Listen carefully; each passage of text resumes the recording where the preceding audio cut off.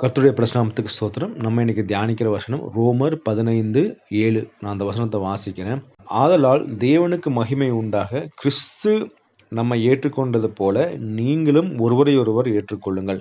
இந்த வசனத்தை குறித்து நம்ம தியானிக்க போகிறோம். முக்கியமாக பவுல் ஒருவரையொருவர் ஏற்றுக்கொள்ளுங்கள்ங்கிறத ரொம்ப அழுத்தமாக சொல்றார் இல்லையா? நீங்கள் 14வது அதிகாரத்திலையும் 15வது அதிகாரத்திலையும் ரொம்ப அதிகமாக சொல்லப்படுது. ஏன்னா அந்த காலத்தில் புதுசாக இல்லையா தேவனை அறிந்து கொண்ட மக்கள் கிறிஸ்து இயேசுவை தங்கள் சொந்த இரட்சகராக ஏற்றுக்கொண்ட அங்கே இருக்கிற ரோமர்கள், அங்கே இருக்கிற கொரிந்தி பட்டண மக்கள் எல்லாரும் என்ன பண்ணுறாங்கன்னா கடவுள் கூட வந்துக்கிட்டே இருக்காங்க இல்லையா? அப்போ என்ன நடக்குதுன்னா, ஆல்ரெடி யூதர்கள் அந்த ஆல்ரெடி இயேசு கிறிஸ்துவை ஏற்றுக்கொண்டு அந்த திருச்சபையில் இருக்கிறாங்களே அவங்களாம் என்ன பண்ணுறாங்க, ரோமரை தாழ்த்தி பார்க்க ஆரம்பிச்சிட்டாங்க.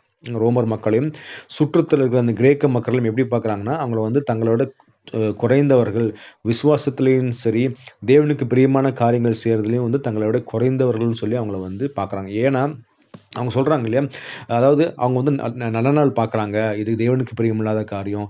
அவங்க மாம்சம் பன்னிக்கறி சாப்பிட்றாங்க, அது தேவனுக்கு பிரியமில்லாத காரியம். இது எல்லாத்தையும் அவங்க என்ன சொல்கிறாங்க, அவங்க கம்பேர் பண்ணிக்கிட்டே இருக்காங்க. இதனால் அவங்க என்ன பண்ணுறாங்க, அவங்களுக்குள்ள ஒரு பிரிவினை வருது இல்லையா?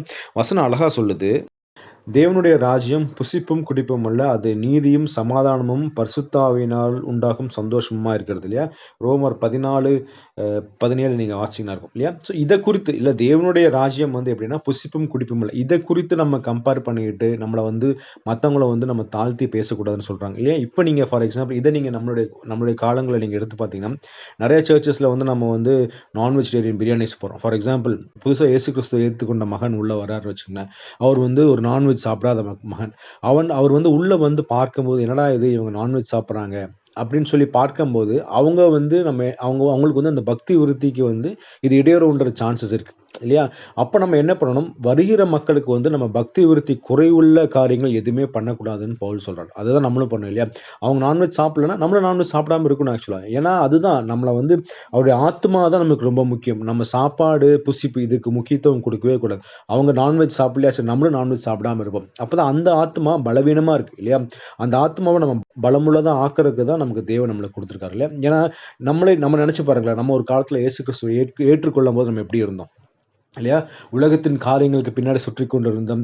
தேவனுக்கு பிரியமில்லாத காரியங்கள் எல்லாத்தையும் சுற்றி கொண்டிருந்தோம். ஆனாலும் தேவன் என்ன பண்றாரு, ஒரு நேரத்தில் நம்மளை அப்படியே ஏற்றுக்கொண்டார்ல. வசனம் அப்படிதானே சொல்லுது, நீங்க எப்படி இருக்கிறீங்களோ அப்படியே இயேசு கிறிஸ்து ஏற்றுக்கொண்டார் இல்லையா?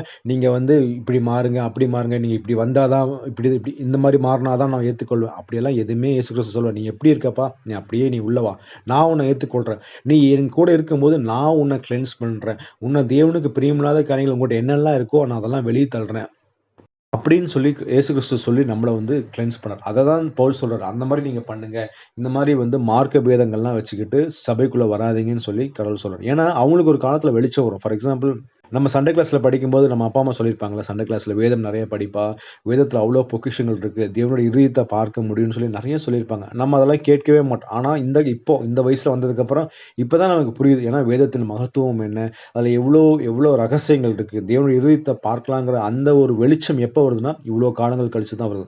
அதே மாதிரி தான் தேவன் அவங்களுக்கு ஒரு காலம் வச்சிருப்பார். அந்த காலத்துல அந்த வெளிச்சத்தை காண்பிப்பார். அப்போ அவங்க தேவனிடத்துல இன்னும் பக்கத்துல வரக்கு நிறைய சான்சஸ் இருக்கு. அதனால நம்ம இந்த மார்க்க வேதங்களை வச்சுட்டு நம்ம தேவனுக்குள்ள ஒரு ஆத்மா வர்றதை நம்ம தடை பண்ணாமல் இருப்போம். அதே மாதிரி தான் இன்னும் நிறைய எக்ஸாம்பிள்ஸ் பார்க்கலாம். ஃபார் எக்ஸாம்பிள்ஸ் ஒரு கணவன் மனைவிக்குள்ள நீங்க பார்க்கலாம். மேபி மனைவி ரொம்ப அக்னிமயமான நாவுகள் பேசுவாங்க இல்லையா, அப்படியே ஆவியில நிறைஞ்சு ஜெபிப்பாங்க. ஆனா கணவருக்கு ஒரு ஜெபிக்க தெரியாது, பாட தெரியாது.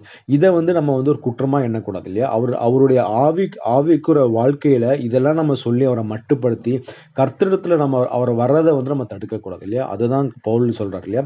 நிறைய நேரத்துல அப்படியே ஏற்றுக்கொள்ளும். கணவன் ஒரு ஆவிக்குரிய வாழ்க்கையில கம்மியா இருக்காரா, நான் அவரை கைப்பிடிச்சு தூக்குவேன், அவருக்காக நான் ப்ரேயர் பண்ணுவேன், அவருடைய ஆவிக்குரிய வாழ்க்கையில அவரை இம்ப்ரூவ் பண்றதுக்கு நான் என்ன பண்ணணும்னு சொல்லி நம்ம பார்த்துக்கொண்டு அந்த குடும்பத்தை கட்டுற வேலையை தான் நம்ம ஒரு கணவன் மனைவியா பார்க்கணும். அதை விட்டுட்டு இல்லை உங்களுக்கு ப்ரேயர் பண்ண தெரில, உங்களுக்கு ஜெபிக்க தெரில, உங்களுக்கு பாட தெரில, உங்களுக்கு ஆவியின் அபிஷேகம் இல்லை அப்படின்னு சொல்லி நம்ம குறை சொல்லிக்கிட்டே இருந்தோம்னா அந்த ஆத்மா தேவனை விட்டு வழிவிலகி போயிடும் இல்லையா? அதுக்கு நமக்கு காரணம் இருக்கக்கூடாது இல்லையா? அதை தான் சொல்றார் போல். அதனால தேவன் எப்படி நம்மளை ஏற்றுக்கொண்டாரோ அதே மாதிரி ஒவ்வொரு ஆத்மாவும் நம்ம ஏற்றுக்கொள்வோம். அந்தந்த நேரத்துல தேவன் அவங்களுக்கு ஒரு வெளிச்சத்தை காமிப்பார். அதை தேவனுக்கு பிரியமில்லாத காரியத்தை அவங்க ஈஸியா விட்டு வெளியே வந்துடுவாங்க இல்லையா? அதனால இந்த வசனத்துல நம்ம யாரா இருந்தாலும் இல்லையா, எந்த மக்களா இருந்தாலும் நம்ம இயேசு கிறிஸ்துவ கனம் பண்ணுறதுக்காக நம்ம அவங்கள அப்படியே ஏற்றுக்கொள்வோம் இல்லையா? நம்ம எந்த குறையும், குற்றமும் சொல்லி அவங்கள வந்து இயேசு கிறிஸ்து கிட்ட வர்றத நம்ம தடுக்காம இருப்போம் இல்லையா? அதுதான் பவுல் இங்க அழகா சொல்றாரு. அதுதான் நம்மளும் நம்மளுடைய திருச்சபையிலயும், நம்மளுடைய வேலை செய்ற சுற்று வட்டாரத்திலும் நம்ம வந்து நம்ம கடைப்பிடிக்கணும். கர்த்தர் தாமே இந்த வசனத்தை ஆசீர்வதிப்பாராக. ஆமென்.